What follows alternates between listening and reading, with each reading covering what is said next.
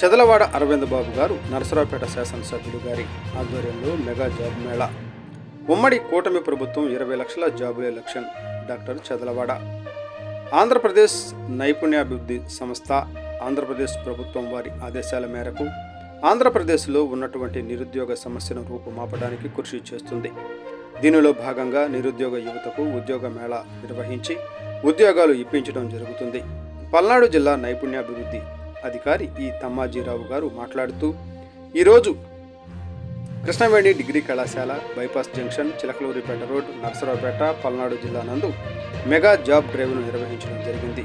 ఈ జాబ్ డ్రైవ్కు 23 కంపెనీలు హాజరు కాగా 675 మంది హాజరయ్యారు. అందులో 265 మంది ఉద్యోగాలకు ఎంపికయ్యారని తెలియజేశారు.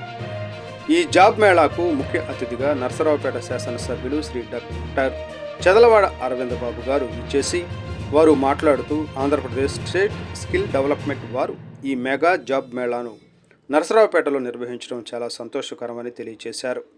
మరియు ఉద్యోగం పొందిన ప్రతి ఒక్కరూ చిన్న ఉద్యోగం అని, శాలరీ తక్కువ అని ఆగకుండా ప్రతి ఒక్కరూ జాబ్ వచ్చిన కంపెనీలో జాయిన్ అవ్వాలని, 15,000 నుండి ₹1,00,000 వరకు శాలరీ తీసుకునే విధంగా ఉండాలని విద్యార్థులను ఉద్దేశించి మాట్లాడారు.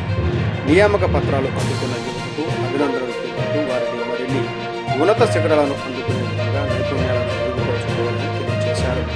ఈ జాబ్ మేళాకు మరో ముఖ్య అతిథిగా గ్రంథాలయ చైర్మన్ శ్రీ గోనుగుంట కోటేశ్వరరావు గారు ఇచ్చేసి వారు మాట్లాడుతూ, ప్రతి ఒక్కరూ ఉద్యోగంలో జాయిన్ అవ్వాలని, వర్క్ ఎక్స్పీరియన్స్ పొందాలని, దాని ద్వారా మరో కంపెనీకి వెళ్ళి వారి శాలరీతో పాటు వారి నైపుణ్యాన్ని పెంపొందించుకుంటూ ఉన్నత శిఖరాలను అవరోధించాలని తెలియజేశారు.